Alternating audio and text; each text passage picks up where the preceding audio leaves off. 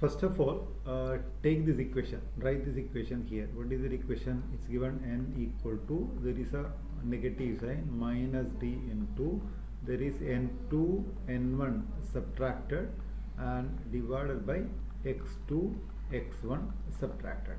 We know when subtraction is done, dimensional formula must be the same. You can apply principle of homogeneity. That is it, dimensional formula of n equal to, you don't have to consider the negative sign. Dimensional formula of d into dimensional formula of n2 minus n1 divided by dimensional formula of x2 minus x1. And you should know that subtraction means they have same dimensional formula. So this can be simplified into dimensional formula of d into dimensional formula of n2 or n1, because both are equal, divided by dimensional formula of x. Okay, so n2 minus n1 will have the same dimensional formula as that of n2.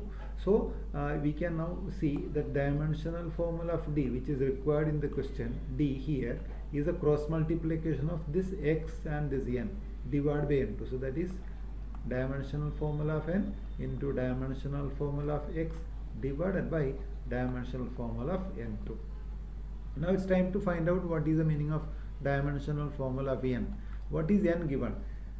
N is the number of particles crossing unit area in unit time.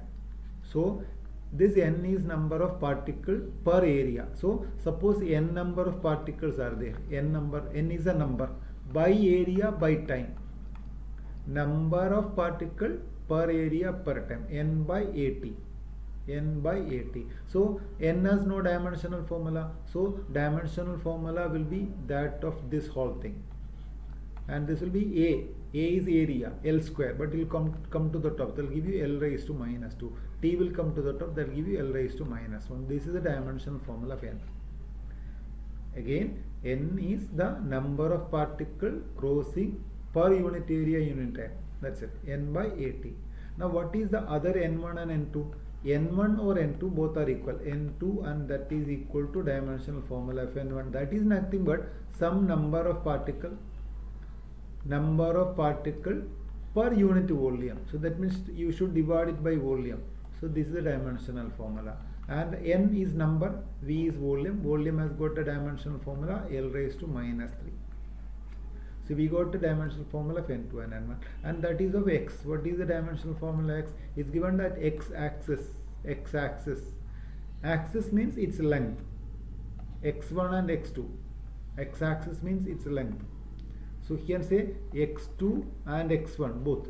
Dimensional formula x2 and x1 are same, and that is equal to length.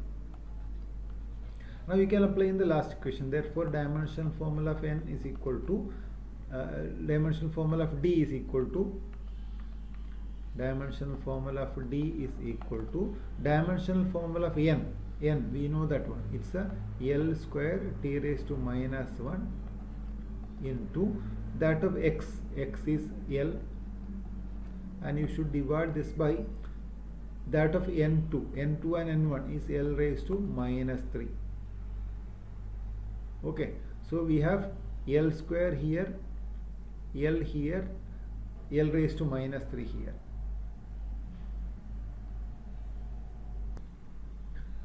Okay, this is L raised to minus 2. Okay, be careful.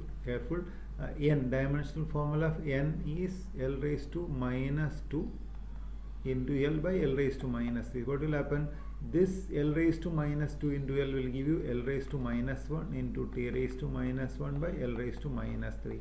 And this L raised to minus 3 will come to the top. So that will give you a final answer as L square T raised to minus 1.